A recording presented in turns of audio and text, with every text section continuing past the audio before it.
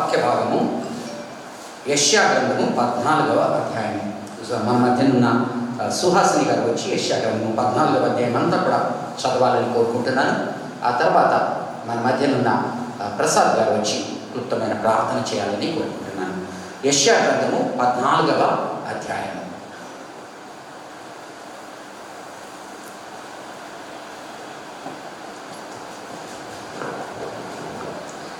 నేటి Bible study నిమిత్తం ఏర్పాటు చేయబడిన వాక్యభాగము ప్రవక్త అయిన యెషయా రాసిన 14వ అధ్యాయము మొదటి నుంచి చివరి వరకు చదువుకుందాం.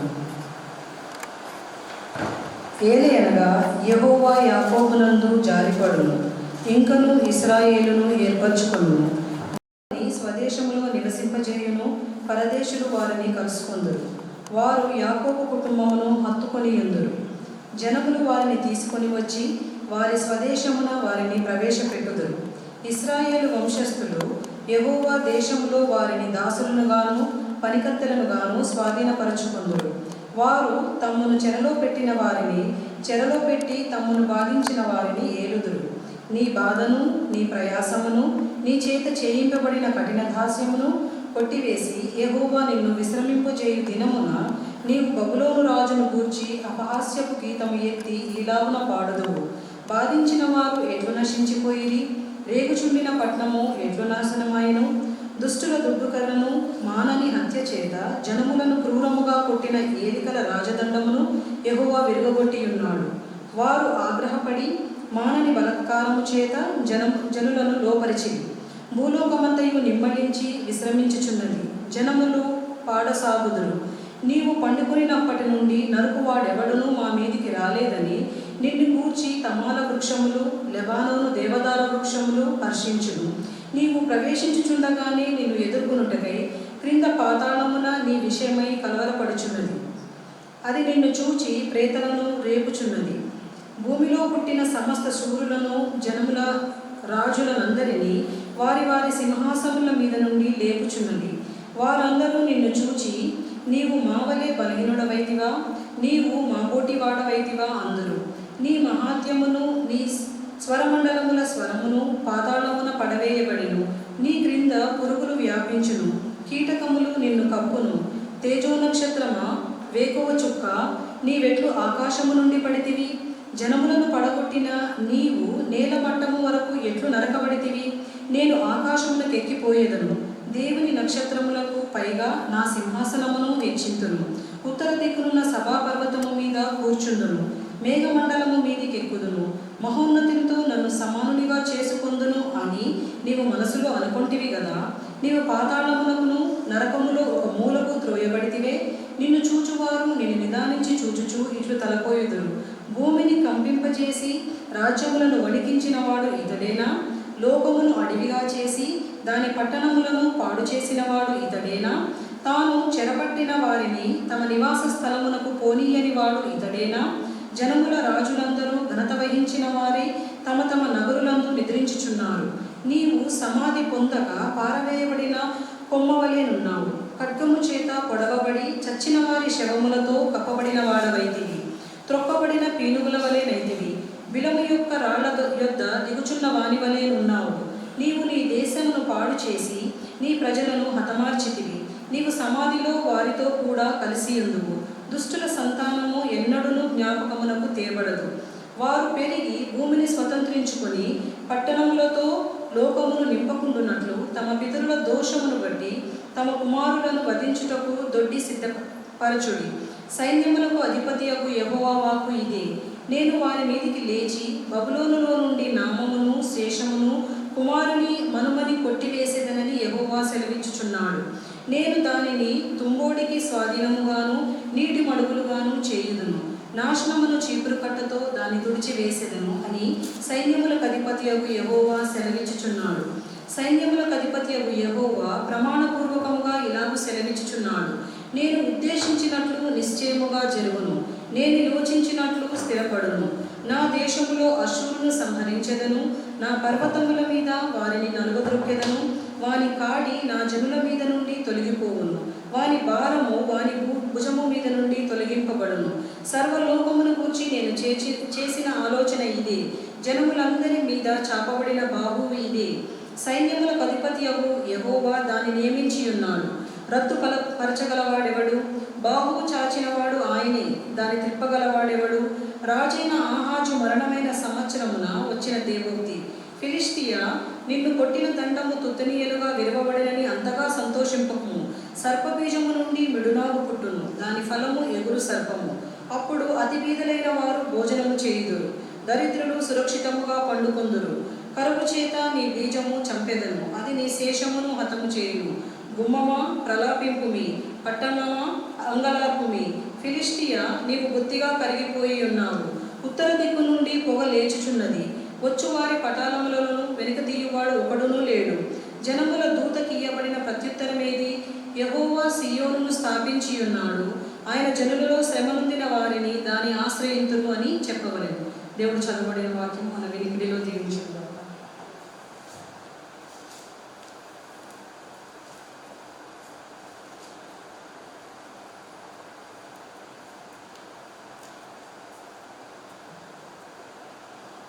ప్రార్థన చేసుకుంటాం. మహాపరిశుద్ధుడా, మమ్మల్ని మిక్కిలిగా ప్రేమించిన మా ప్రభువా, మీకు వందనాలు. గడిచిన పగటి కాలమంతా కూడా నీ కాపుదల భద్రత నుంచి మా పనిపాటల్లో రాకపోకల్లో తోడుగా నీడుగా దేవుడుగా కాపాడుతూ ఈ సాయంకాల సమయంలో నీ మందిరంలో నాయన నీ పాదాల చెంత కూడుకునే కృపనిచ్చిన దేవా, నీకు వందనాలు, స్తుతులు, స్తోత్రాలు. అయా, చదవబడిన నీ పరిశుద్ధ లేఖనంలోని మర్మాలను నాయన మీ దాసుని స్వరముదారం మా విన్నపం చేయమని, అయా వచ్చిన వారందరూ కూడా నాయన నీ వాక్యం ద్వారా బలపడడానికి కృప చూపించమని, అయా ఇచ్చిన సేవకుని బట్టి ఆయన పరిచయాన్ని బట్టి వందనాలు చెల్లిస్తూ, అయా వచ్చిన వారందరినీ కూడా మీరు దీవించి ఆశీర్వదించమని, రావాల్సిన వారికి నాయన మరి ఒక సమయాన్ని తరుణాన్ని ఇచ్చి త్వరగా నీ మందిరాన్ని నడిపించమని, అయా ఈ బలి స్థలైన అంతటిని కూడా మీరు ఆదినంత వరకు క్రమంగా మర్యాదగా జరిగించి మీ నామాన్ని మహిమకరంగా మీ బిడ్డలుగా మాకు ఆశీర్వాదాలు ఇవ్వమని నజరేయుడైన యేసు నామాన్ని బట్టి అడిగి పెట్టుకుంటున్నాను పరమ తండ్రి. ఆమేన్.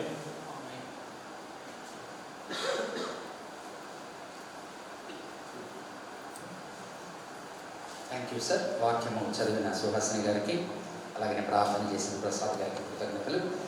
మరి ఈ దినము యెషయా 14వ అధ్యాయం ధ్యానిస్తూ ఉండగా ముందస్తుగా దేవాది దేవునికి స్తుతులు స్తోత్రాలు చేసుకుంటున్నాను. ఎందుకంటే గత వారం గాల్ బ్లాడర్ సర్జరీ వలన మీ మధ్యకి రాలేకపోయాను, బైబిల్ స్టడీ తీసుకోలేకపోయాను.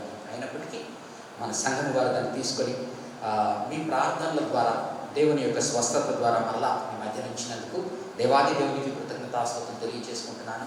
ప్రార్థించిన సంఘానికి కృతజ్ఞతలు తెలియజేసుకుంటున్నాను.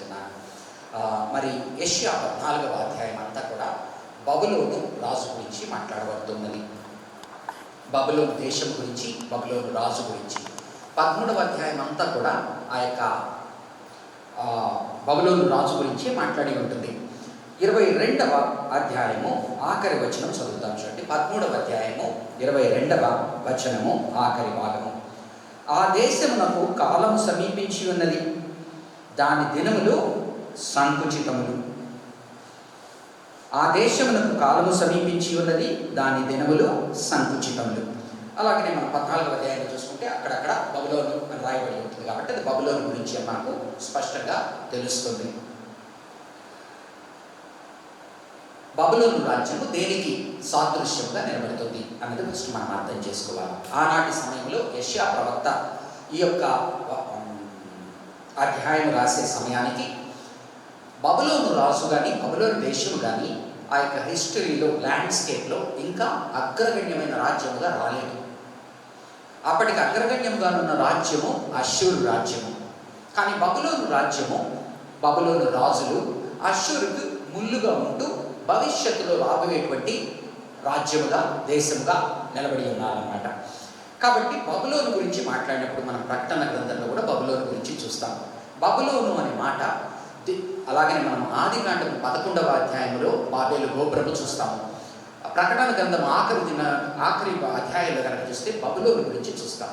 కాబట్టి బబులోను అనేది దేనికి సాదృశ్యంగా నిలబడుతుంది అంటే దేవుని యొక్క రాజ్యానికి ఎదురు నిలబడేటువంటి శక్తి. ఏదైతే మానవపరంగా తన శక్తితో బలముతో తనని హెచ్చించుకుంటూ దేవునిని రక్షింపక ఘనపరచక మానవ కోటిని ఏలేటువంటి రాజ్యాన్ని, దేశాన్ని, అటువంటి రాజులను బబులోనుతో పోలుస్తాడు. కాబట్టి ఈ దినము ఈ యొక్క 14వ అధ్యాయంలో మనం బబులోను గురించి మాట్లాడుకుంటూ ఉన్నప్పుడు అది ఎంతైతే అష్షూరుకు వర్తిస్తుందో, ఎంతైతే ఆనాడు బబులోనుకు వర్తిస్తుందో, ఆ యొక్క ప్రకటన గ్రంథంలో ఆఖరి దినాల్లో బబులోను అని చెప్పబడిన సాతాను రాజ్యం అనగా వర్తిస్తుందో, అలాగిన దేవుని ఈ దినం ఏవైతే దేవుని ఆలోచన విధానానికి అనుగుణముగా లేకుండా మానవ పరంగా నిలబడుతూ లోకానుసరమైన రాజ్యాలుగా ఉండి హెచ్చించుకున్న ప్రతి రాజ్యానికి వర్తిస్తుంది అన్నప్పుడు దీని యొక్క అర్థం మనకి ఇంకా దగ్గరకు వస్తుంది. 14వ అధ్యాయము 1-3 వచనాల వరకు ఏం వాగ్దానం ఇస్తున్నాడంటే, ఒకవైపున ఈ అష్షూరు రాజు వచ్చి ఈ యొక్క ఇజ్రాయేలు యూదా 2 భాగాలు ఉండగా అష్షూరు రాజు ఇజ్రాయేలీ జనాంగాన్ని చెరలోకి తీసుకువెళ్ళాడు. లేటర్ 150 ఏళ్ల తర్వాత బబులోను రాజు వచ్చి, ఆనాటి నెబుకద్నెజర్ రాజు, దానియేలులో చెప్పబడిన రాజు, ఆ రాజు వచ్చి ఈ యొక్క యూదా వాళ్ళని చెరలోకి తీసుకుని వెళ్ళాడు. ప్రస్తుత పరిస్థితుల్లో యెషయా మాట్లాడుతున్న సమయంలో ఇంకా అష్షూరు యొక్క చెర మాత్రమే పైకి కనపడుతున్నది. బబులోను చెర భవిష్యత్తులో ఉన్నది. కానీ ఈ సమయం అంతట్లో దేవుడు వీరికి ఇస్తున్న వాగ్దానము బైబిల్ స్టడీలో మాట్లాడుకుంటూ రిపీటెడ్గా మనం మాట్లాడుకుంటూ ఉన్న విధంగా ఆ యొక్క అష్షూరు రాజ్యము వీరి మీదకి వచ్చినప్పుడు ఆ యొక్క 10 తెగల ఇజ్రాయేలీ జనాంగాన్ని చెరలోకి తీసుకొని వెళ్ళిపోతుంది.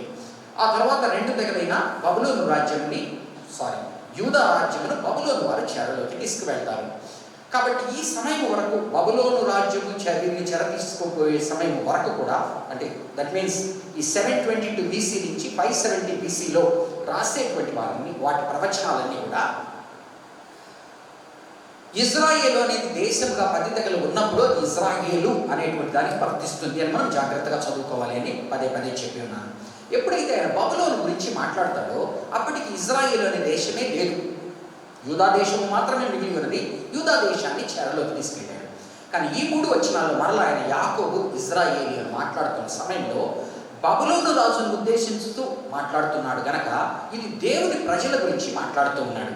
అనగా యాకోబు ఇజ్రాయేలు అనే మాటలు వాడినప్పటికీ 1-3 వచనాల్లో ఎలాగనైతే చెరలోకి పోయిన వారిని మరలా ఆ యొక్క కోరేషు సమయంలో ఆ రాజు పర్మిషన్తో వెనక్కి వస్తారు, అలాగనే 2000 ఏళ్ల క్రితము ఇజ్రాయేల్ దేశం అనేది ఫామ్ అయినప్పుడు ఎక్కడెక్కడ దేశాల నుంచో విడిపోయిన ప్రజలందరూ యూదులైన వారైతే ఆ యొక్క అబ్రహాము సంతానము, యాకోబు సంతానమైన వారు వచ్చి చేరతారో వారందరూ ఒకానొక నాడు దుష్ట రాజ్యాలు వారిని చెదరగొడతాయి. దుష్ట రాజ్యాల వల్ల వారికి కష్టం కలుగుతుంది.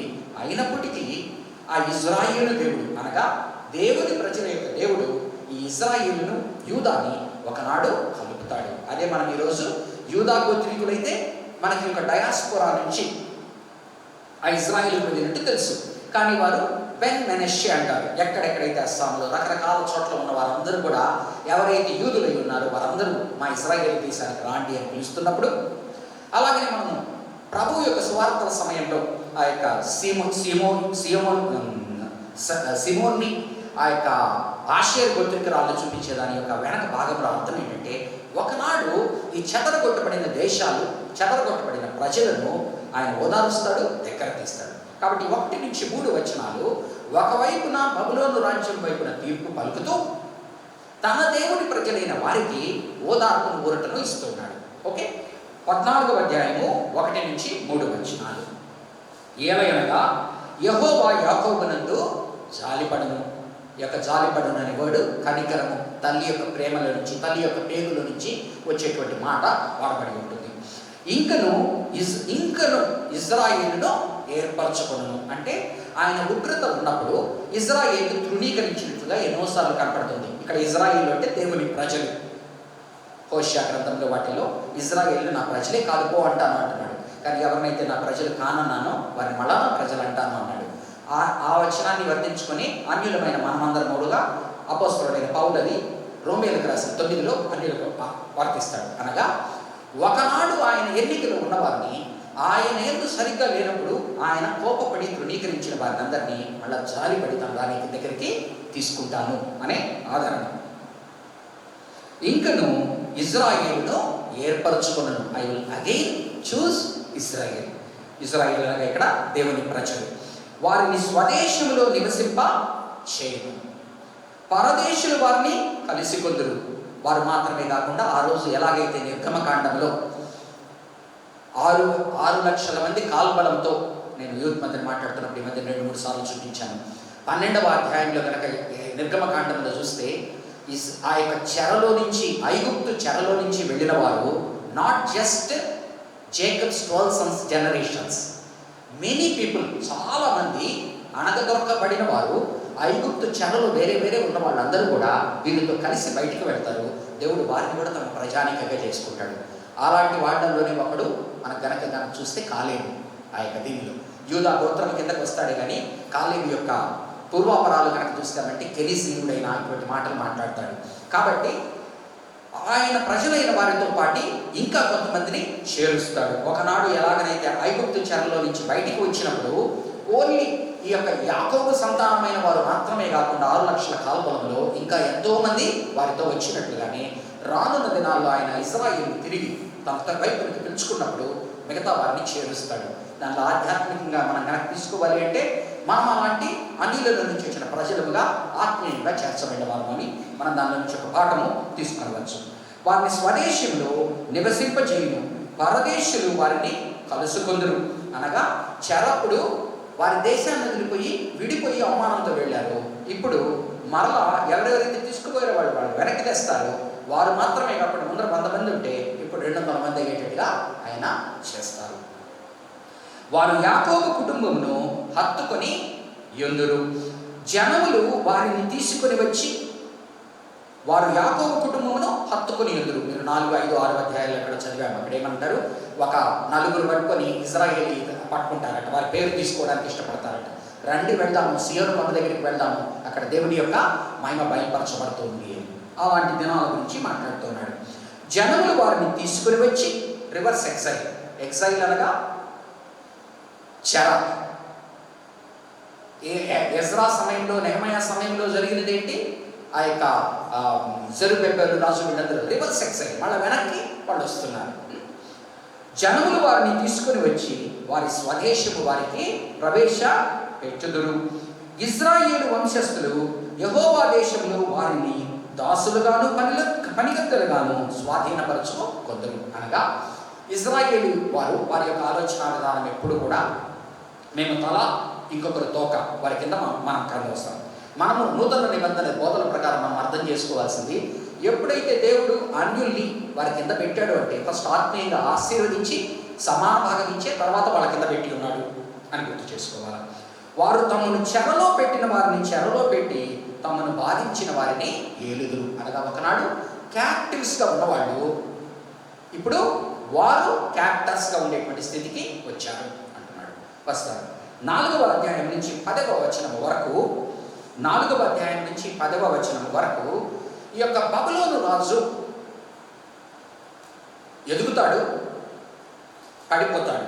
దేశ చరిత్రలంతా ఏ చరిత్ర చూసినా ఏమున్నది, ఒక 300 ఏళ్ళు 400 ఏళ్ళు వెళ్తుంది. ఆ తర్వాత they will become perfect kingdoms.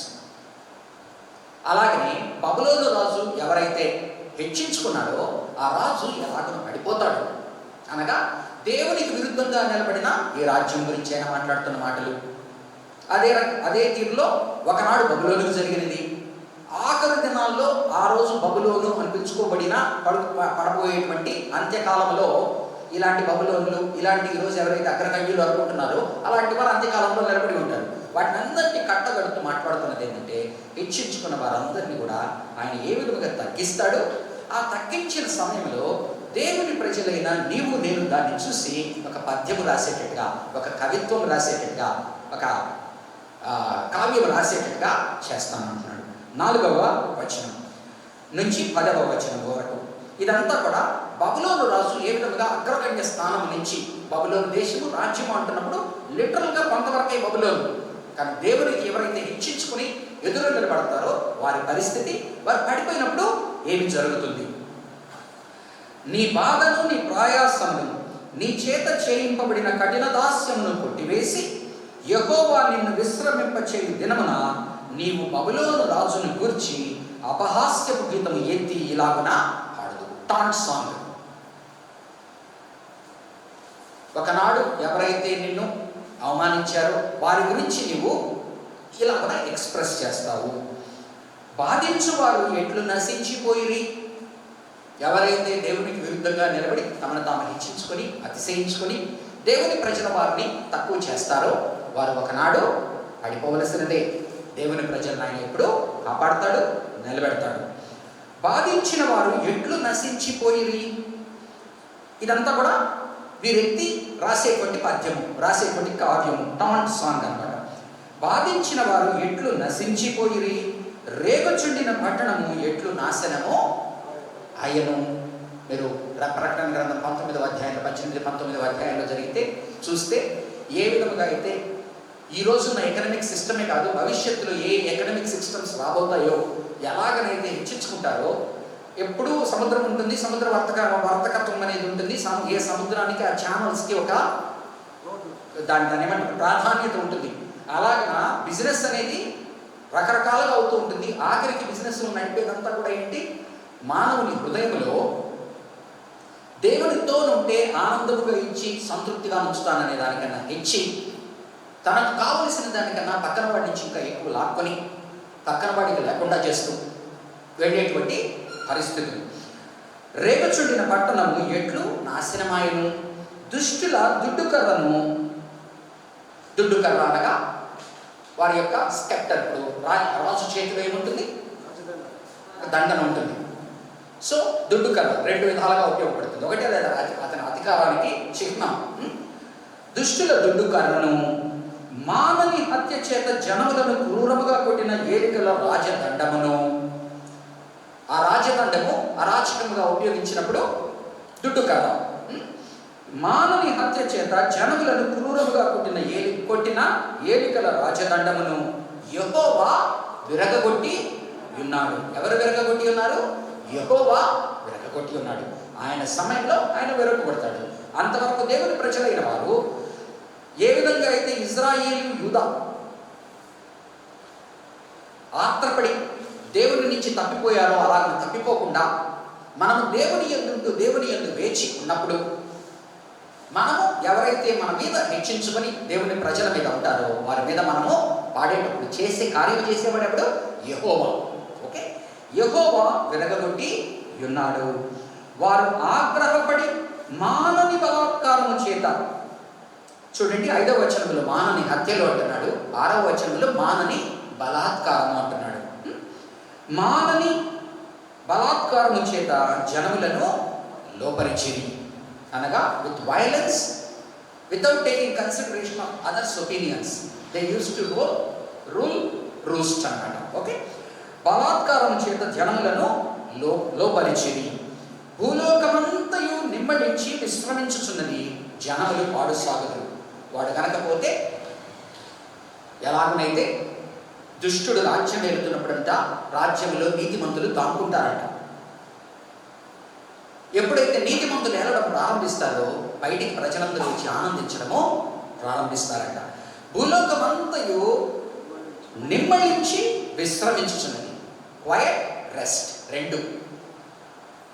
ప్రశాంతంగా ఉన్నది, నిమ్మళించి జనములు ఆడసాగుదురు.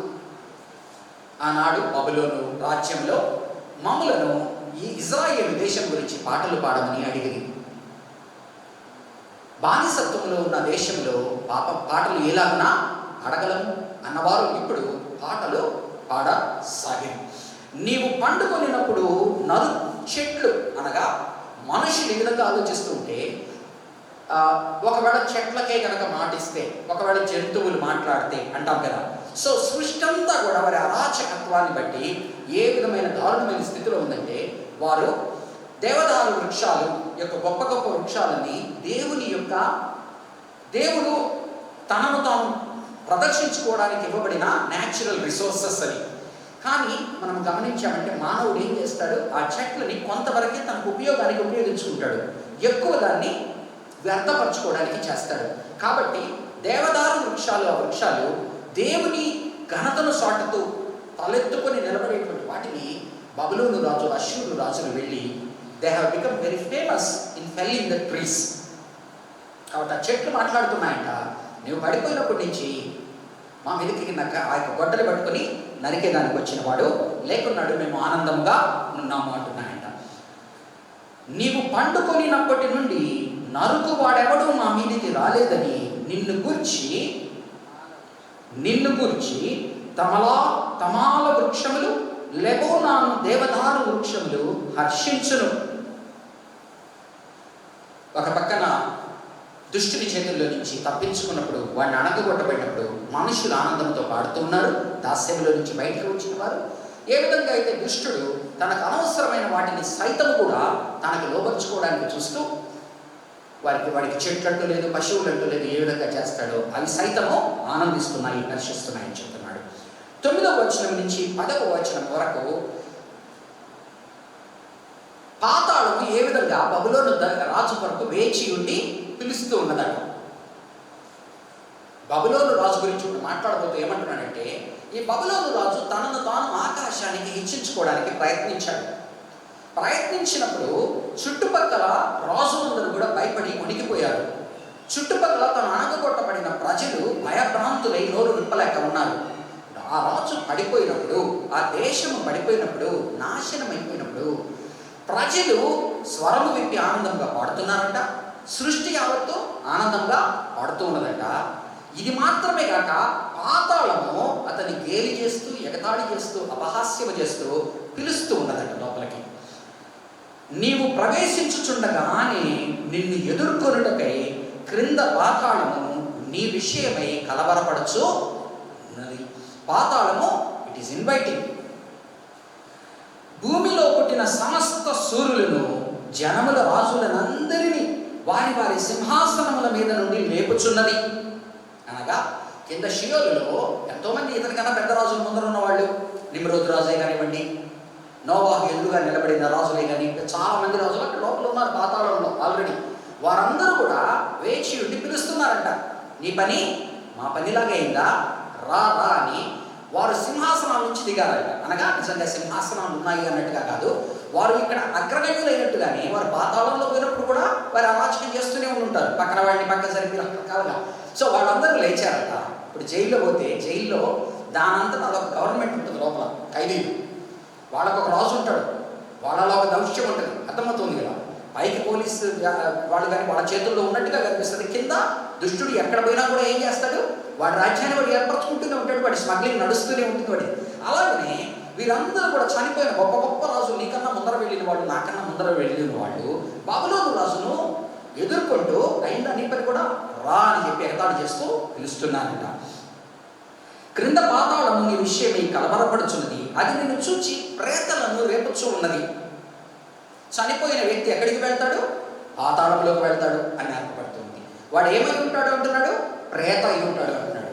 వాడు ఇంకా గుర్తుపట్టే స్థితిలో ఉన్నాడు, ఇంకా మాట్లాడే స్థితిలో ఉన్నాడు, కానీ అసంపూర్ణమైన స్థితిలో ఉన్నాడు. అనగా మానవుని యొక్క దేహము ఆత్మ కలిసి ఉన్న దానిలో ఆయన ఆత్మను జీవాత్మ నొడగా వాడు ఏమంటారు, జీవాయువు వదగా వాడు జీవి ఆయన, బ్రతుకు జీవి ఆయన. ఎప్పుడైతే ఆ జీవాత్మ తీసివేయగా వాడి శరీరము భూమిలోకి వెళ్ళను. అనగా ఆత్మ శరీరము కలిసినప్పుడు, అంటే వీఆర్ డిసోల్డ్ బాడీస్. అనగా ఒక ఆత్మతో మన శరీరము ఆత్మ కలిసి ఉన్నప్పుడు మనల్ని మానవుడు అంటాం. చనిపోయినప్పుడు ఏమంటాము, ఇదిగో అతని పార్థివ దేహము ఇక్కడ ఉన్నది అంటాం. ఆయన ఉన్నాడు అనము చనిపోయినప్పుడు, ఆయన దేహం ఇక్కడ ఉన్నది. అలాగే పాతాళంలోకి వెళుతూ ఉన్నవారు ప్రేతలు. అనగా ఆత్మ శరీరము సపరేట్ చేయబడి ఉన్నది, కానీ వారు ఇంకా బ్రతికి ఉన్నారు. The dead are living and they recognise one another.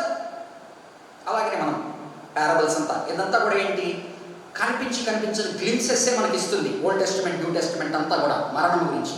కానీ మనకి ఇచ్చేది ఏంటి, ఒక ధైర్యం ఇస్తుంది, నిరీక్షణ ఇస్తుంది. అబ్రహాము తన కుటుంబంతో చేర్చబడిన, దావీదు నేను నా సమాధిలోకి పోయిన పురుగు పట్టను, నేను ఆ కుమారుడిని కోల్పోతాడు, మొదటి కుమారుడిని బచ్పా, నేను నీ దగ్గరికి రావలసినదే కానీ నీవు నా దగ్గరికి రావు. అలాగనే నూతన నిబంధనలో అతను పేదవాడు చనిపోయాను, అబ్రహాము రొమ్మునకు చేర్చబడను. లాజరు ధనవంతుడు చనిపోయాను, ధనవంతుడు ఆ యొక్క నరకంలో. కాబట్టి ఇవన్నీ కూడా ఏం చెప్తున్నదంటే, ఈ ప్రేతలు అనేటువంటి మాటకు నీకు నాకు as far as we understand the human being is dead and his body is relegated to the ground. But the place where he goes and dress is the Sheol, పాతాళము అని చెప్పబడుతుంది. ఆ పాతాళంలో ఓల్డ్ టెస్టమెంట్ టీచింగ్ వరకు, okay, Old Testament. కానీ Old Testament టీచింగ్లోని యోబు కానివ్వండి, దావీదు కానివ్వండి, ఎప్పటికప్పుడు వారికి పునరుద్ధాన నిరీక్షణ ఉన్నట్టుగానే మాట్లాడుతున్నారు. అనగా మొన్న ఎవరింట్లో చనిపోయారని చెప్పినప్పుడు వెళ్ళినప్పుడు గుర్తు చేశాను, మరొకసారి గుర్తు చేయనివ్వండి. మనకు ప్రభు పునరుద్ధానము అనేది మన కంటితో 2000 ఏళ్ల తర్వాత చూసిన దాన్ని మనం నమ్ముతున్నాం. పాత నిబంధనకు సంబంధించిన వాళ్ళు ప్రభువుని చూడలేదు, ప్రభు పునరుద్ధానం గురించి తెలియదు, కానీ వారు భవిష్యత్తులో జరగబోయే దాన్ని బట్టి వారు నిరీక్షణ కలిగి ఉన్నారు. అదే భక్తులు, పాత నిబంధన భక్తులు తమ యొక్క గ్రంథాల్లో రాసినప్పుడు నిక్షిప్తపరిచినది. యోబు లాంటి వారు, దావీదు లాంటి వారు తన కీర్తనల్లో రాసినప్పుడు మనకు అర్థమయ్యేది వారికి ఒక నిరీక్షణ ఉన్నది. అది ఎలాంటిది ఏంటి అనేది వాళ్ళకి అంత క్లారిటీ లేకపోయినా they very well know that they will not be relegated to a bad place, but they will be in good place, but a time is going to come when it will be all the more అనే నిరీక్షణ నిక్షిప్తమయ్యి ఉన్నది. ఇంకొక మాట ఈ ప్రేతల గురించి. ఈ ప్రేతలు బలహీనులు.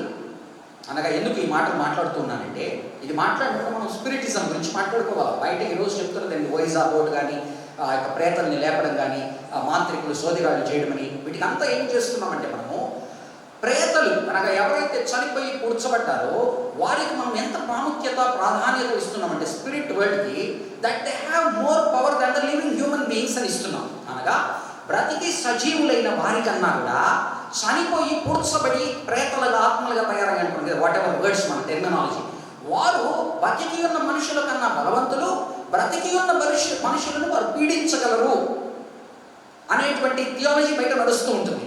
కానీ పరిశుద్ధ గ్రంథం ఏమంటుందంటే, ఒక మనిషి చనిపోయిన తరువాత బ్రతికి ఉన్న దానికన్నా వాడి ప్రేత బలహీనుడవుతాడే కానీ జీవించిన వాడు. అందుకని ఏమంటాడు, అయ్యా హెస్కియా అంటాడు, దావీదు అంటాడు, అయ్యా నిన్ను ఎవరు స్తోత్రించగలరు? బ్రతికి ఉన్నవాడే కదా, చచ్చిపోయిన వాడు నేనేం స్తోత్రం చెల్లిస్తాడు? చచ్చిపోతే ఏమిటి, నేను కిందకి వెళ్ళిపోతాను. అర్థమైంది? అంటే టీచింగ్ అర్థం చేసుకోవాలి. Those people around us who are trying to teach a spirit world around us, we need to understand that the whatever so called spirits అని వారు అంటున్నారో అవి జీవించబడిన మనుష్యుల కన్నా బలహీనమైనవే కానీ బలవంతమైనవి కావు. అది మనను సహాయం చేయలేదు, మనకు హెల్ప్ చేయలేదు, హాము చేయలేదు. సహాయము చేయలేదు, హాని చేయలేదు. భూమిలో అది నిన్ను చూచి ప్రేతలను రేపుచున్నది. భూమిలో పుట్టిన ఒక వాక్యం మీకు చూపిస్తాను, సో దట్ మనకు అర్థం కావడానికి. ఎందుకంటే ఈ స్పిరిట్ వరల్డ్ గురించి, ప్రేతల గురించి మాట్లాడుతున్నప్పుడు మనకున్న క్లాసిక్ ఎగ్జాంపుల్ ప్రేతల గురించి ఉన్నది ఓల్డ్ టెస్టిమెంట్లో. సౌలు సమూయేలు యొక్క ప్రేతాత్మను లేపుతాడు. సౌలు సమూయేలు యొక్క ప్రేతాత్మను లేపుతాడు. దేవుడు సౌలుకి చెప్పింది ఏంటి? ఈ ప్రేతాత్మను లేపేటువంటి బిజినెస్ అనేది ఇజ్రాయేల్ రాజ్యంలో ఉండడానికి లేదు. ఈ లేపేటువంటి బిజినెస్ చేస్తున్న సోదెగాండ్రు కానీ, మాంత్రికులు కానీ నువ్వు నహతమనొచ్చు అన్నప్పుడు సౌలు దేవునికి దూరం అయిపోయినందువలన, అతని దగ్గర నుంచి తన యాజకుడైన వాడు దూరం అయిపోయినప్పుడు ఊరిము తుమ్మిము అతనికి దూరం అయిపోతాయి. అర్థమవుతుందా? సౌలు యొక్క ఎడబాటులో అతను ఎదుర్కొన్న సమస్యలు ఏంటి అంటే, ఫస్ట్ దేవుని నుంచి దగ్గర అయ్యాడు. దేవుడు సౌలు మీద ఉన్న ఆత్మను తీసివేసి అతని మీద దురాత్మ పంపించి దావీదు మీద పరిశుద్ధాత్మను పంపించడం ప్రారంభిస్తాడు. తరువాత సౌలు ఎప్పుడైతే దావీదు మీద శత్రుత్వంతో దావీదును సపోర్ట్ చేస్తున్నారు అనుకున్న యాజకుడైన వాడిని హతమార్చడం ప్రారంభిస్తాడు. నోబు అనేటువంటి పట్టణంలో ఒక ఇదోమీయుడైన వాడు అక్కడ దావీదును చూస్తాడు. చూసి వెనక్కి వచ్చి సౌలుకి చెప్పినప్పుడు సౌలు అక్కడికి వెళ్ళి అహిలెకో ప్రీస్ట్ ఉన్నప్పుడు వెళ్ళి ఆ నోబు పట్టణంలో ఉన్న యాజకులందరినీ హతమారుస్తాడు. తన కుమారుడైన వాడు, దేవుని ఆత్మ దావీదు మీద ఉందని తన కుమారుడైన యోనాతాను సౌలును విడిచి దావీదును వెంబడించడం ప్రారంభించినప్పుడు తన కుమార్తెను తనకు దూరం అయిపోతాడు. తన కుమారుడు దూరం అయిపోతాడు. దేవునికి దూరం అయ్యాడు కనుక ఇవన్నీ స్టార్ట్ అవడం ప్రారంభమవుతాయి. ప్రారంభమైనప్పుడు ఎప్పుడైతే అతని నుంచి యాజకుడు దూరం అయిపోతాడో, యాజకుడు గమనించినట్లయితే యాజకుడు పరిగెత్తి వెళ్ళిపోయేటప్పుడు దావీదు దగ్గరికి ఆ యొక్క తుమ్మిముని ఉరిముని ఎత్తుకొని వెళ్ళిపోతాడు. అనగా ఇప్పుడు సౌలుకు దేవుని చిత్తం తెలుసుకోవడానికి దేవుని ఆత్మ తన మీద లేదు, ప్రార్థించి తెలుసుకోలేడు. ఏదైతే దేవుడు తన రాజ్యానికి ఇచ్చిన, ఎవరి ద్వారా అయితే నీకు దేవుడు బయలుపరచబడతాడో అని ఇచ్చిన యాజకుడిని తను దూరం చేసుకుంటాడు. ఆ యాజకుడు దూరం అయిపోయేటప్పటికి అతని దగ్గర తురిము ఉమ్మిము దూరం అయిపోతుంది. కొడుకు చచ్చిపోతాడు, కొడుకు లేడు, ఎవరు లేరు దగ్గర. కాబట్టి ఏం చేస్తాడు? For rescue he starts going to, ఏదైతే తనే నిషిద్ధించాడో, ఏదైతే తనే బహిష్కరించాడో వాటిని ఆశ్రయించడం ప్రారంభిస్తాడు. ఆశ్రయించడం ప్రారంభించినప్పుడు ఆ యొక్క సోదిగాంట దగ్గరికి పోతాడు, ఒక సోది ముసలావిడ దగ్గరికి పోతాడు. ఆవిడ సౌలుని గుర్తుపెట్టేస్తుంది. అడుగుతాడు సౌలు, నువ్వు ఒక ఆత్మ నాకు లేపాలా, నాకు జవాబు కావాలా? ఎందుకంటే ఆ ప్యాసేజ్లో చాలా క్లియర్ ఉంటుంది, దేవుడు నాతో మాట్లాడడం లేదు, యాజకుడు నా దగ్గర లేడు, కాబట్టి నాతో మాట్లాడాలంటే ఇంకా. కాబట్టి దేవుడి నుంచి దూరం జరిగేటువంటి ప్రక్రియలో ఒక్కసారి 28 అనుకుంటాను, 1 సమూయేలు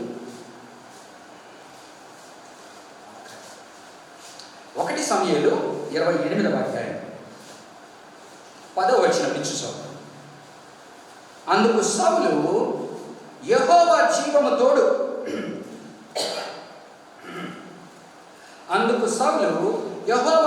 తోడు, దీనిని బట్టి నీకు శిక్ష ఎంత మాత్రమును రాదని యెహోవా నామమున ప్రమాణము చేయగా ఆ స్త్రీ, ఆ సోదగాడు అయిన స్త్రీ, ఆ స్త్రీ నీతో మాట్లాడుటకేనైనా ఎవరిని రప్పించవలనని అడుగగా అతడు సమూయేలును రప్పింపవలనని అడిగాడు.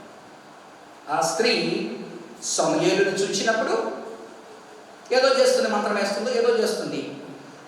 నిజంగా ఆత్మలు ఉన్నాయో ఇవిడు కనిపిస్తుందా లేదా అనేది మెయిన్ అంశం కాదు. ఉన్నది అనేదాన్ని మనం అనుకోవచ్చు, ప్రేతాత్మలు ఉన్నాయి లేస్తాయని. అక్కడ చూపుతున్నది ఏంటంటే ఆవిడే బహుశా ఆశ్చర్యపోయి ఉండొచ్చు, సమూయేలు లేస్తే అంతవరకు మోసం చేస్తూ ఉండొచ్చు.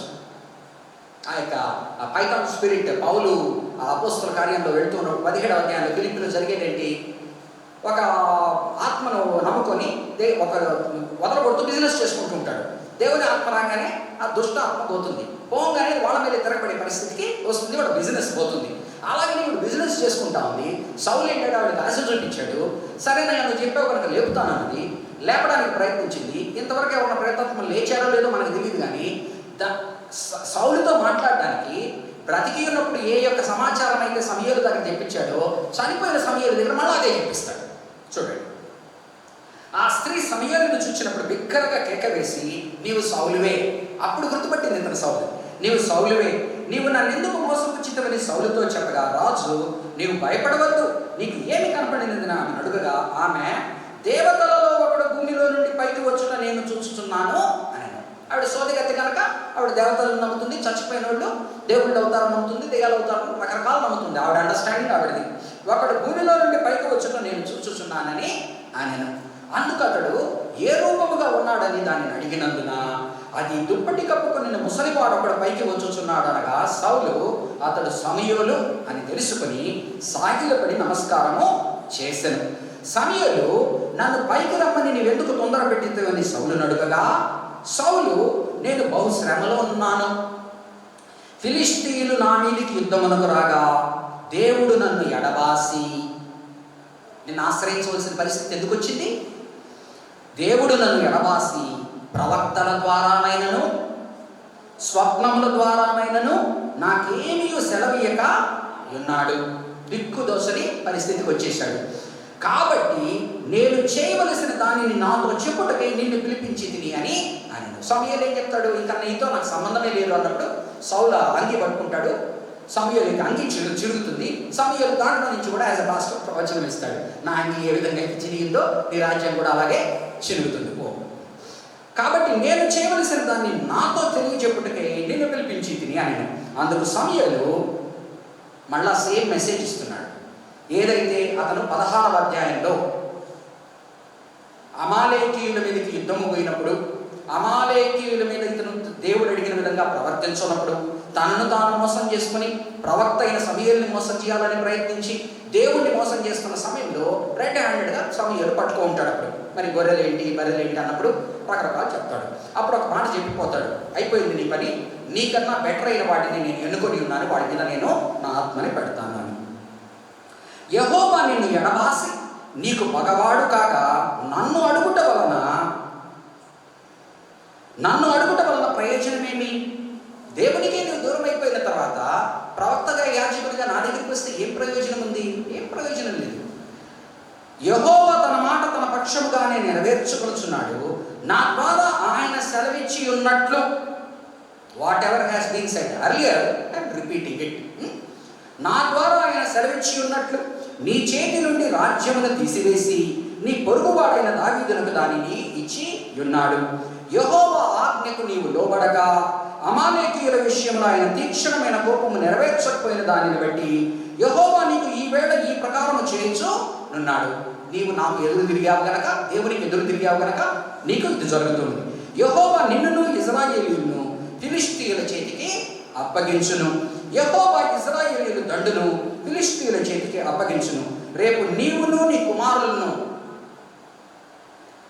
నాతో కూడా ఉందురండి. సౌలుతో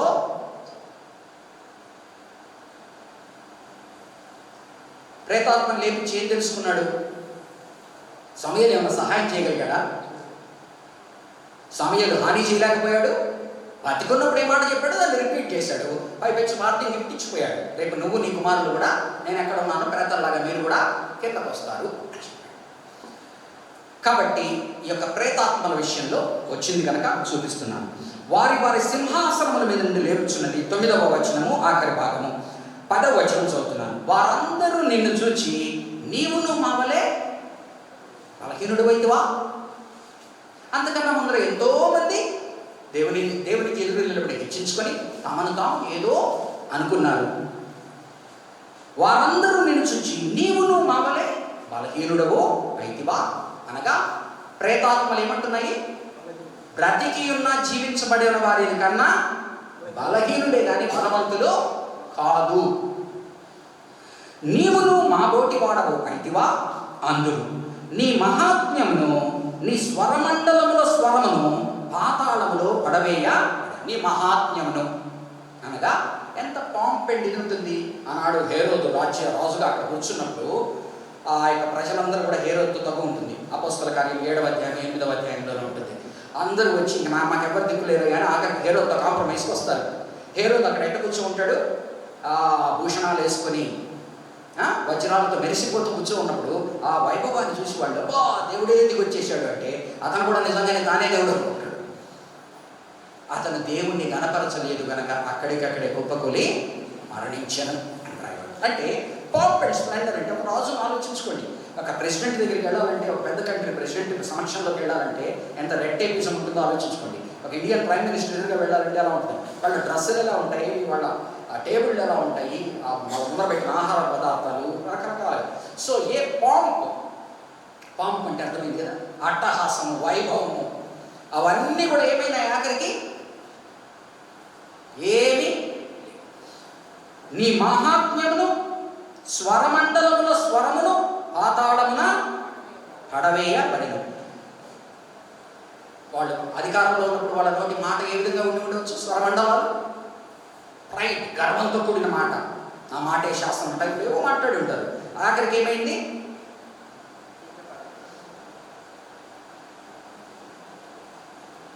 నీ క్రింద పురుగులు వ్యాపించును, కీటకములు నిన్ను కప్పును. ఒకనాడు సెంట్లు వేసుకొని, సుగంధ ద్రవ్యాలు వేసుకుని, ఆత్మాత్మైన వస్త్రాలు వేసుకునే వాళ్ళకి పురుగులు, మ్యాగాట్స్ అంటే ఆలోచించండి. తేజో నక్షత్రమా, ఈ యొక్క భాగం నుంచి కొద్దిగా మీకు ఎక్స్ప్లెయిన్ చేస్తాను సమయం దాటినప్పటికీ, because it's important and talk. తేజో నక్షత్రమా, వేగువ చుక్క, నీ వెట్లు ఆకాశము నుండి పడితివి. 12వ వచనం ఎవరి గురించి మాట్లాడుతున్నారండి? బబులోను రాజు గురించి మాట్లాడుతున్నాడు. బబులోను రాజు దేనికి సాదృశ్యంగా నిలబడినాడు? దేవునికి ఎదురు నిలబడేటువంటి ఏ రాజ్యమైనా. ఆనాడు బబులోను హెచ్చించుకున్నది. ప్రకటన గ్రంథంలో ఇంకొక బబులోను లాంటి వాడు వస్తాడు, హెచ్చించుకుంటాడు. ఈరోజు ఒకడు హెచ్చించుకుంటూ ఉంటాడు. తేజో నక్షత్రమా, వేకువ చుక్క, నీ వెట్లు ఆకాశము నుండి పడితివి. జనములను పడగొట్టిన నీవు నేల మట్టము వరకు ఎట్లు నరకబడితివి. నేను, అతను తలంచిన తలంపులేంటి? నేను ఆకాశమునకు ఎక్కి పోయేదను. దేవుని నక్షత్రములకు పైగా, అంటే దేవుని సింహాసనానికన్నా పైన ఏదైనా ప్రదేశం ఉందంటే అక్కడికి కూడా పోవాలని. దేవుని నక్షత్రములకు పైగా నా సింహాసనమును హెచ్చింతును. ఉత్తర దిక్కునున్న సభా పర్వతము మీద కూర్చుందును. మేఘమండలము మీద కెక్కుదును. మహోన్నతునితో నన్ను సమానునిగా చేసుకొందును. అని నీవు మనస్సులో అనుకుంటివి కదా, నీవు పాతాళములకు నరకములో ఒక మూలకు త్రోయబడితివి. అనగా అందరూ చూపిందంతా హైయెస్ట్ పాయింట్ అనేది ఏమన్నా ఉందనుకోండి, జెనిత్ హైయెస్ట్ పాయింట్. నీ ఎయిమ్ అండ్ అంబిషన్ ఎక్కడ కొనింది? ఆ హైయెస్ట్ పాయింట్ ఏం చేశావు. లోయెస్ట్ పాయింట్ ఏదన్నా ఉంది అంటే ఎక్కడుంది? నరకంలో ఒక మూలం. సో అక్కడికి నువ్వేం చేసావు? ఎక్కడికి వెళ్ళావు? అక్కడికి వెళ్ళావు. అండ్ నువ్వు ఎలా రాజులందరిలోకి నువ్వు చక్రవర్తిగా నువ్వు అనుకున్నావు. రానున్న సమయంలో నెక్స్ట్ చెప్తాడు, ఆ రాజులాగా కూడా నువ్వు లేకుండా అయిపోయావు. కనీసం ఆ రాజులకి ఎక్కడైనా సమాధులు ఉన్నాయో కానీ నీకు లేని పరిస్థితుల్లో నిన్ను 12 నుంచి 15 వచ్చిన వరకు చాలా తరచు ఈ యొక్క యెషయా గ్రంథంలో ఉన్న 12వ అధ్యాయం దాన్ని, యెహెజ్కేలు గ్రంథంలో ఉన్న 28వ అధ్యాయంలో ఉన్న తూరు దేశాన్ని గురించి మాట్లాడాడు. ఇక్కడ బబులోను దేశం గురించి మాట్లాడుతున్నాడు, అక్కడ తూరు దేశాన్ని గురించి మాట్లాడతాడు. మాట్లాడిన 2 వాటిని తీసుకొని దీనిలో ట్రాన్స్లేషన్స్లో నుంచి, ఫర్ ఎగ్జాంపుల్ తేజో నక్షత్రమా వేకువ చుక్క అంటున్నాడు. ఇంగ్లీష్ ట్రాన్స్లేషన్స్లో కనుక చూస్తే morning star who rises in the morning అంటారు. ఏ చుక్క అయితే ఫస్ట్ మనం జూపిటర్ అంటాం ఏదో అంటాం కనిపించేది.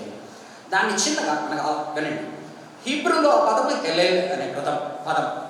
ఆ పదము దేనిలో ఇమడ్చబడి ఉన్నది అంటే, ఎలాగనైతే కొన్ని పదాలు రామాయణంలో మహాభారతంలో ఇమడ్చబడిన పదాలు ఉంటాయో, సన్నివేశాల్లో ఉంటాయో, అలాగనే హేలేల్ సన్ ఆఫ్ షాకార్ అనే మాట ఆనాటి కానాను దేశపు పురాణాలలో ఉన్నది. ఆ కానాను దేశపు పురాణాలకు సంబంధించినంత వరకు వారు మన భారత పురాణాలు ఎలాగైతే దేవతలు ఉంటారు, వారి మీద ఇంద్రుడు బ్రహ్మ ఇట్లా మాట్లాడతారు కదా, అలాగే ప్యాంథియన్ ఆఫ్ గాడ్స్. సో ఈ క్యాననైట్ మైథాలజీ కూడా ప్యాంథియన్ ఆఫ్ గాడ్స్ గురించి మాట్లాడేదన్నమాట.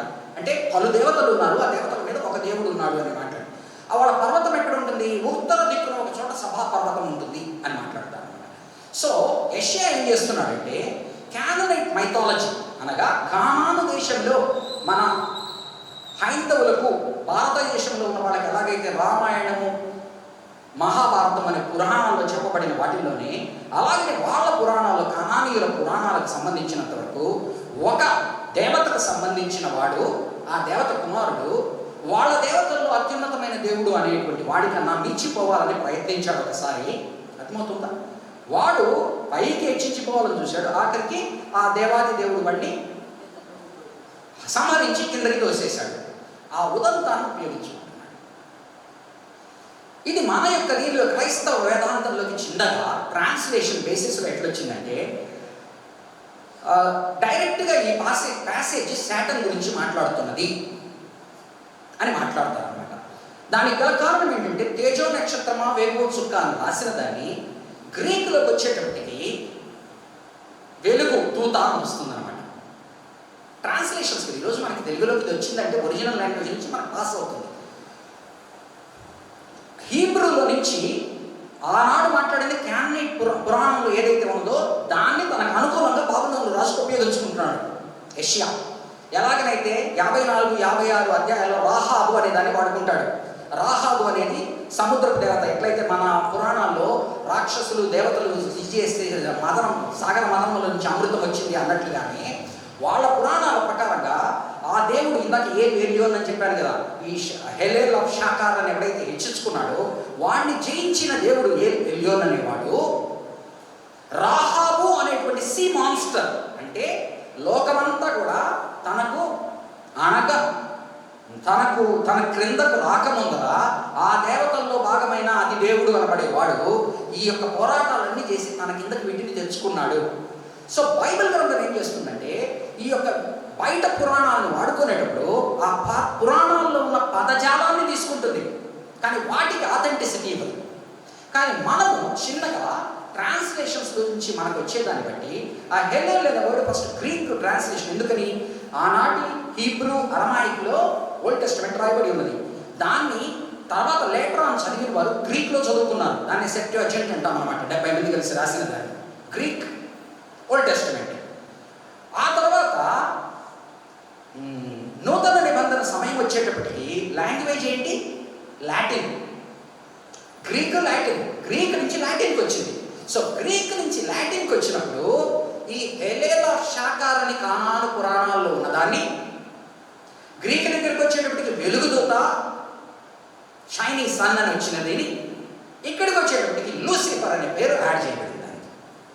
అంటే లాటిన్లో దీన్ని ట్రాన్స్లేట్ చేసేటప్పుడు ఈ వేకువ చుక్క అనేదాన్ని, లైట్నింగ్, సన్ ఆఫ్ లైట్నింగ్ అనేదాన్ని ఒక పేరు ఇచ్చారు, లూసిఫర్ అని. దాన్ని బట్టి ఈరోజు మనం ఏంటంటే సాతాను పేరే లూసిఫర్ అన్నట్టుగా మనం మాట్లాడుతున్నాం. కానీ లూసిఫర్ అనే వర్డ్ బైబిల్లోనే లేదు. అది ఆదిమ భాషలో నుంచి ట్రాన్స్లేట్ అయ్యి వచ్చే దానిలో 3rd డిగ్రీలోకి వచ్చేటప్పటికి లూసిఫర్ అనే వర్డ్ యాడ్ అయింది. సో మన యొక్క బైబిల్లో మెన్షన్ చేయబడిన వాళ్ళు ఇద్దరే దేవదూతలు, గాబ్రియేలు, మిఖాయేలు మాత్రమే. ఆ గాబ్రియేలు, మిఖాయేలు మీద నెక్స్ట్ రోమన్ క్యాథలిక్ వేరే వేరే బుక్స్లో ఇంకా ఎక్కువ రాసేసి ఇంకా ఎక్కువ దూతలు యాడ్ చేశారు. కాబట్టి సాతాను లేడని నేను అనట్లేదు, సాతాను వీటిని అన్వయించుకోవద్దు అనట్లేదు. కానీ ఇది ఇట్ ఈస్ నాట్ టాకింగ్. ఇక్కడ కానీ యెషయా గ్రంథము 14లో కానీ, ఆది కాండం యెహెజ్కేలు 28లో తూరు రాజు గురించి మాట్లాడేటప్పుడు కానీ he is not talking about Satan directly. But later on our theologians when they want to describe God's enemy Satan, they have translated in such a way. అందుకని మీరు ఎప్పుడైనా కూడా లూసిఫర్ ఇటువంటి మాటలు వింటున్నప్పుడు ఇది ట్రాన్స్లేషన్లో భాగంగా వచ్చినది. ఇది సాతాను ఉద్దేశించి మాట్లాడుతున్నది కాదు. కానీ బబులోను రాజు వెనక ఉన్నది ఎవరు? రెవల్యూషన్లో ప్రకటన గ్రంథంలో చూసామనుకోండి, సాతాను అనేవాడు తెర వెనక నడుస్తూనే ఉన్నాడు. డైరెక్ట్గా సాతాను గురించి మాట్లాడినది కాదు. కానీ సాతానుకు మనం ఏ విధంగా దీన్ని ఈ ప్యాసేజెస్ని ఆపాదించవచ్చు అంటే పరోక్షంగా ఆపాదించవచ్చు, కానీ ప్రత్యక్షంగా దాన్ని తీసుకొచ్చి పెట్టి బైబిల్ పఠనంలోనే సాతాను గురించి వచనాలు మాట్లాడేవి లూసిఫర్ అని మాట్లాడే వాదన మనకు తేకూడదు అని బైబిల్ స్టడీ కనుక వివరించి చెప్తూ ఉన్నాను. దీని గురించి ఎక్కువ మాట్లాడితే కన్ఫ్యూషన్స్ వేరే వస్తాయి, రకరకాల థియాలజన్స్ రకరకాలు మాట్లాడుతుంటారు. But that is not right. That is not right. తేజో నక్షత్రమా వేకువ చుక్క, నీ వెట్లు ఆకాశం నుండి పడితే మనకు అర్థమవుతుంది కదా. నేను ఇప్పుడు దుర్యోధనుడి గురించి మాట్లాడాను అనుకోండి, నేను పుట్టి పెరిగింది హిందూ కుటుంబంలో కనుక దుర్యోధనుడు పురాణాలు చదువున్నాను కనుక నాకు దుర్యోధనుడు తెలుసు. నేను హిందువులతో మాట్లాడేటప్పుడు బైబిల్ గ్రంథంలో ఒకరి గురించి మాట్లాడేటప్పుడు దుర్యోధనుడు అంటాడు అంటాను అనుకోండి. ఏంటి అర్థము? దుర్యోధనుడు ఉన్నాడని నేను నమ్ముతున్నట్టు కాదు. ఆ దుర్యోధనుడు అనే పదం వెనక ఉన్న హావభావాలు, భావ ప్రదర్శన, అది ఇచ్చేటువంటి అర్థము మన కామన్ లాంగ్వేజ్ కనుక ఆ పదాన్ని నేను ఉపయోగించుకుంటున్నాను. Are you getting my point? So Bible గ్రంథము it is not afraid to use other mythologies, but it doesn't authenticate its veracity. అంటగా దాన్ని రైట్ అని ముద్రించదు. రాహాబుతో ఆయన పోరాడాడు అంటే మన దేవుడు ఆదినందు సృష్టించినప్పుడు సముద్రంతో పోరాడి ఆయన వచ్చినట్టు కాదు. ఎందుకని ఆది కాండంలో ఆయన మాట్లాడను వచ్చాను. రాహాబుతో పోరాడితే వాళ్ళ పురాణాల ప్రకారంగా ఆ సముద్రము వాళ్ళ దేవుని చేతుల్లోకి ఎట్లొచ్చిందంటే రాహాబు అనేటువంటి సీ మాన్స్టర్స్తో పోరాడి ఆ ఏలియను, కానాను పురాణాల దేవుడైన ఏలియోని చేతుల్లోకి ఎట్లొచ్చింది? రాహాబును జయించి. పదాలు ఉపయోగించుకుంటాడు కానీ ఆ పదాలు నేను ఆథెంటికేట్ చేస్తున్నట్టు కాదు. దాని థాట్ ప్రాసెస్ని ఎదుటి వారికి కామన్ మీడియం ఆఫ్ లాంగ్వేజ్లో he uses it. I think I'm clear అని. తేజో నక్షత్రమా వేకువ చుక్క, నీ వెట్లు ఆకాశము నుండి పడితివి, జనములను పడగొట్టిన నీవు నేల మట్టము వరకు వెట్లు నరకబడితివి. నేను ఆకాశములకు ఎక్కిపోయేదను, దేవుని నక్షత్రములకు పైగా నా సింహాసనమును హెచ్చింతును, ఉత్తర దిక్కునున్న సభాపర్వతము మీద కూర్చుందును. అనగా వాళ్ళ 7 కొండలు. అర్థమైందా మన టెర్మినాలజీ? ఆ 7 కొండల మీద కూర్చున్నవాడు అని వాడు అనుకుంటున్నప్పుడు ఇతనేమనుకుంటున్నాడు? ఆ 7 కొండల మీద కూర్చున్నవాడు నేను అనుకుంటున్నప్పుడు ఈయన 7 కొండల మీద మాట్లాడుతున్నాడు అంటే 7 కొండలు ఒప్పుకున్నట్టు కాదు, 7 కొండల దేవుడు ఒప్పుకున్నట్టు కాదు. ఆ టెర్మినాలజీని వాడుకుంటున్నాడు. వాళ్ళ దేవుడు ఎక్కడున్నాడు? ఉత్తర సభాముఖమున ఏలియోను కనాన్ పురాణం యొక్క దేవత ఉన్నాడు. ఉత్తర దిక్కునున్న సభాపర్వతము మీద కూర్చుందును, మేఘమండలము మీదకి ఎక్కుదును, మహోన్నతునితో నన్ను సమానముగా చేసుకుందును అని నీవు మనస్సులో అనుకుంటేవి కదా. అన్నీ స్టార్ట్ అయ్యేది ఎక్కడ?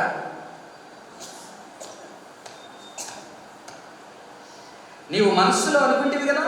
నీవు పాతాళమునకు నరకములో ఒక మూలకు తోయబడితివే. You want to aspire to go to the zenith, but you are being pulled on to the nadir, and that too ఒక మూలకి. కాంట్రాస్ట్ అర్థమవుతుంది కదా. నిన్ను చూచువారు నిన్ను నిదానించి చూచుచు ఇట్లు తలపోయుదురు. భూమిని కంపింపజేసి రాజ్యములను వణికించిన వాడు ఇతడేనా? ఇందాక ప్రతాప్ గారు మాట్లాడుతూ ఒకనాడు పోయేటప్పటికి ఏమవుతుంది, మన ముసలితనంలో మనం చాలామంది ఒకనాడు మహామహులు అన్న వాళ్ళని చూస్తాం. ముసలితనంలో వాళ్ళు ఎట్టుంటారు, వాళ్ళ మనవరాలే లెక్క చేస్తారు, వాడి కింద 10 మనిషి లెక్క చేస్తారు. దేవుని యందు లేకుండా మనం ఉంటే ఈరోజు మనం రాజులు అనుకున్న వాళ్ళం ఒక రోజు ఏమవుతుంది, ఆ స్థితిలో ఉంటాం. భూమిని కంపింపజేసి రాజ్యములను వణికించిన వాడు ఇతడేనా? లోకమును అడవిగా చేసి దాని పట్టణములను పాడు చేసిన వాడు ఇతడేనా? తాను చెరపట్టిన వారిని తమ నివాస స్థలములకు పోనీయని వాడు ఇతడేనా? జనముల రాజులందరూ ఘనత వహించిన వారై తమ తమ నగరులు యందు నిద్రించుచున్నారు. అంటే వాళ్ళకందరికీ సమాధులను ఉన్నాయి, మజోలియమ్స్. ఈరోజు మన ఆగ్రాలో పోయి చూసేది ఏంటి? సమాధి. పెద్ద పెద్ద గోల్ గుంబసులన్నీ ఏంటి? సమాధులు. వీళ్ళందరూ కూడా వాళ్ళ స్థానాలను ఎలా చేసుకుంటారు? రకరకాల ఆలోచన విధానాలు బట్టి చనిపోయిన తర్వాత కూడా నన్ను లోకం మర్చిపోకూడదంటే ఏం చేయాలా? నా శవం మీద ఒక సౌదం లేపాలి. ఈరోజు మనము చేస్తుంటాం. మనకు కావాల్సిన ఒక 6/1.5 స్థలం, మనం కట్టేది 8/6 విత్ గ్రానైట్ కట్టి ఇంకొకటి ఎవరు పొడుచకుండా చేస్తాం. ఇది నాది. జనముల రాజులందరూ ఘనతను వహించిన వారై తమ తమ నగరుల యందు నిద్రించుచున్నారు. They are safe in their mausoleums. నీవు సమాధి పొందక పారమైబడి కొమ్మల ఉన్నావు. కనీసం నీకన్నా ముందర పోయిన రాజులు వాళ్ళ సమాధులు ఎక్కడ ఉన్నాయో తెలుసు, వాళ్ళ గోల్ గుంబజులు ఎక్కడ ఉన్నాయో తెలుసు. ఆఖరికి నీ పరిస్థితి ఏమైంది? ఈరోజు అంత గ్రానైట్లతో కట్టుకుంటాం, వాటి మీద ఎక్కే కదా పాస్టర్ గారు దూర్ చేసి మళ్ళీ నెక్స్ట్ వాళ్ళని ఆ సమాధుల మీద కాలు పెట్టి ఆ తల్లిదండ్రుల పేర్లు రాసుకుంటారు, గొప్ప గొప్పవి రాసుకుంటారు. దాని మీద పెట్టకపోతే వీడిని పొడుచును. సమాధుల పరిస్థితి అది కదా. నీవు సమాధి పొందక పారవేయబడిన కొమ్మవలే ఉన్నావు. అంటే ఎక్కడ ఉండవలసిన వాడు ఎక్కడ ఉంటాను అనుకున్నావు, ఎక్కడికి వచ్చేసావు, ఏమైపోయావు? ఖడ్గం చేత పొడవబడి చచ్చిన వారి శవములతో కప్పబడిన వాడి వైద్యుని. వారు యుద్ధం జరిగినప్పుడు కుప్పలు కుప్పలుగా శవాలు పోసి ఉంటారు. ఆ శవాలు ఎవరు? ఒకరినొకరు నువ్వు చంపిన వాళ్ళే. నువ్వు చస్తావు, నువ్వు వాళ్ళతో పీలుగులాగా ఉంటావు, లాగి పారేస్తావు. అంటే చావు, కుక్క చావు అంటాం కదా. నువ్వు కోరుకున్నది ఏంటి? దేవుని కన్నా పైన సింహాసనం. కానీ నువ్వు పొందుకున్నది ఎక్కడికి? పాతాళంలో, నరకంలో మూల స్థానం. నువ్వు కోరుకున్నది దేవునిలాగా ఉండాలనుకున్నావు. కనీసం రాజులాగా కూడా సమాధి లేకుండా ఆఖరికి కుక్క చావు చచ్చి త్రొక్కబడి పీలుగ వలనైతివి. బిలము యొక్క రాళ్ల యొద్దకు దిగుచున్న వాని వలెనున్నావు. నీవు నీ దేశమును పాడు చేసి నీ ప్రజలను హతమార్చితివి. నీ ఉండడం వలన మంచి జరగలేదు. నీవు ఉండడం వలన మంచి జరగలేదు. నీవు నీ దేశమును పాడు చేసి నీ ప్రజలను హతమార్చితివి. తను ఎవరికైతే సేవ చేయాలనో, తను ఎవరికైతే పరిచారకుడిగా ఉండాలనో, ఎవరి మీద రాజు అయితే ఉండాలనో వాళ్ళనే మింగే స్థితికి నీవు సమాధిలో వారితో కూడా కలిసి ఉండవు. కనీసం వాళ్ళకన్నా సమాధులు దొరుకుతాయేమో కానీ నీకు సమాధి కూడా దొరకదు. దుష్టుల సంతానం ఎన్నడూ జ్ఞాపకమునకు తేబడదు.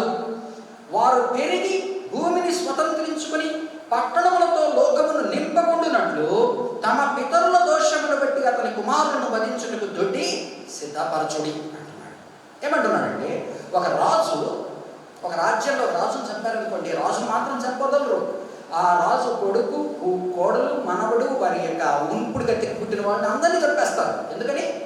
నెక్స్ట్ వాడు థ్రెట్ కాకుండా. సో ఇతని పరిస్థితి ఏ పరిస్థితికి వచ్చిందంటే, వాడి శేషం కూడా లేకుండా తీసివేస్తూ ఉండే స్థితికి వచ్చింది. అంటే దేవుని యందు లేని వారి యొక్క, మనమందరము ఏంటి కోరుకునేది? నిత్య జీవం ద్వారా మనం పోయిన తర్వాత మన ఇంటి పేరు నిలవాలా, మన పిల్లల పేరు నిలవాలా, అంటే మనము అనే వాళ్ళం ఉన్నామని ముందుకు తీసుకెళ్ళాలా అనుకుంటాం. మన తర్వాత తరమే లేకుండా చేసేసారు అనుకోండి, ఎంత దారుణమైన పరిస్థితి. కుమారుడు కానీ కుమార్తె కానీ, అంటే దేవుని యందున్న వారికి ఆయన గర్భఫలం దేవుడి ఆశీర్వాదం. దానిలో నుంచి కుమారుడు కానీ కుమార్తె కానీ నీ యొక్క ఇంప్రింట్ వదులుతూ పోతూ ఉంటావు. అందుకని కదా బిడ్డలు లేనప్పుడు చాలామంది బాధపడేది, నాతో నా తరమంతం అయిపోతుందా అనే బాధ. దేవుని యందు ఉన్నప్పుడు ఇవ్వనప్పుడు వేరే కథ. కానీ వీడికి భార్యలు ఉన్నారు, ఇంపుడు గద్దెలు ఉన్నారు, బోళ్ళంతమంది బిడ్డలు, మనవాళ్ళు మనవరాళ్ళు ఉన్నారు. కానీ దేవుడు అందరినీ కూడా ఏర్పరుస్తున్నాడు. వారు పెరిగి భూమిని స్వతంత్రించుకుని పట్టణంలో లోకములు నింపకుండానట్లు తమ పితరుల దోషమును బట్టి అతని కుమారులను వధించుటకు దొడ్డి శుద్ధపరచుడి. నెక్స్ట్ వారం వాళ్ళు కనుక ఆ యొక్క కుమారుని, తండ్రుల యొక్క పాపాలని, కుమారుల్ని ఆయన శిక్షించేదానికి సమయం వస్తే నేను చెప్తాను. సైన్యములకు అధిపతి యెహోవా వాక్కు ఇదే, నేను వారి మీదికి లేచి, ఎవరు? నేను వారి మీదికి లేచి బబులోను నుండి నామమును, దేశమును, శేషమును, కుమారుని, మనుమని కొట్టివేసేదనని యెహోవా సెలవిచ్చుచున్నాడు. నేను దానిని తుంబోడికి స్వాధీనముగాను నీటి మడుగులుగాను చేయను, నాశనము అను చీపురు కట్టతో దానిని తుడిచివేసేది. అక్కడ పేరు మళ్ళీ అక్కడ ఊరుందనే లేదు, అక్కడ ఒకటి పేరు లేకుండా సంపూర్ణంగా తీసేస్తానండి అని సైన్యములకు అధిపతి యెహోవా సెలవిచ్చుచున్నాడు.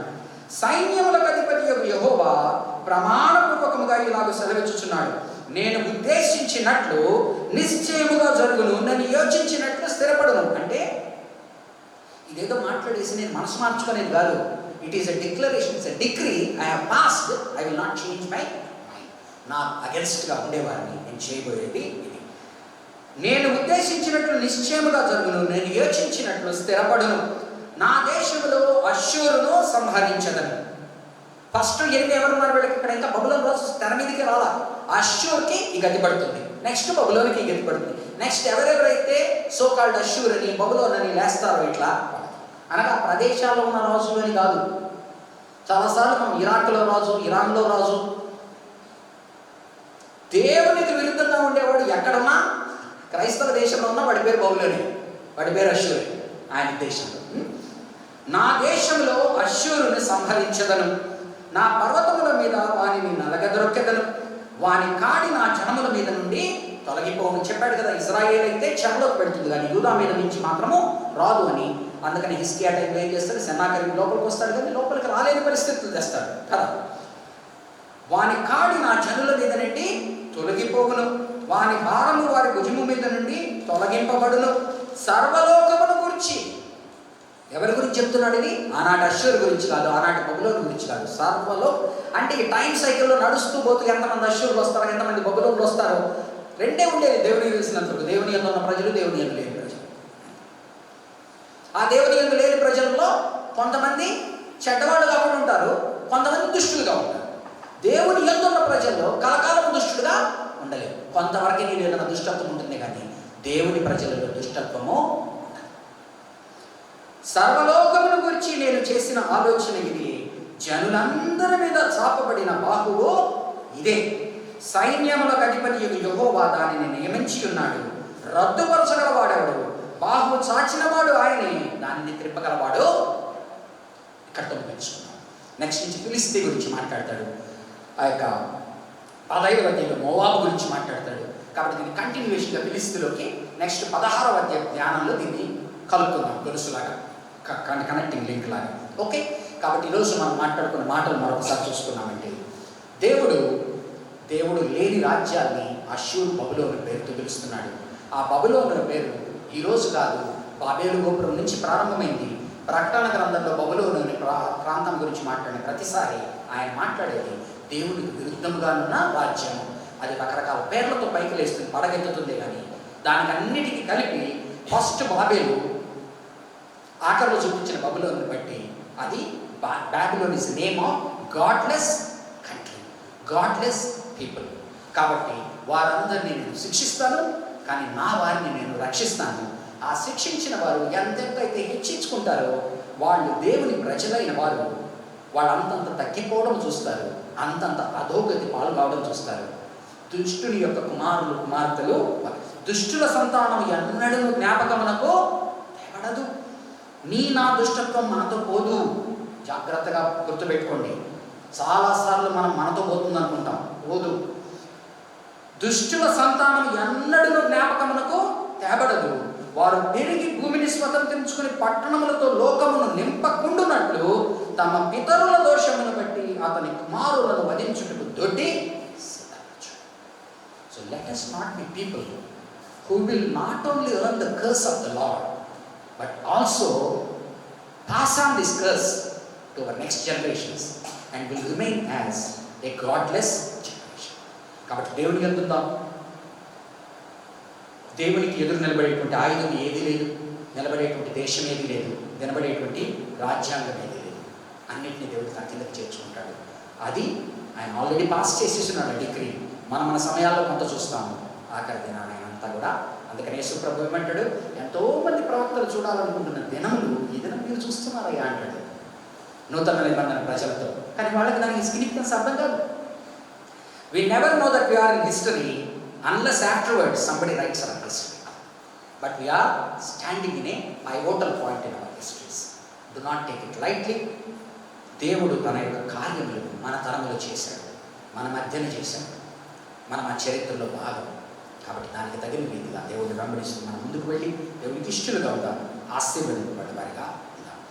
ప్రార్థన చేసుకుందాం. దయచేసి అందరూ లేచి నిలబడినట్లయితే ప్రార్థన, పరలోక ప్రార్థన, ఆశీర్వాదంతో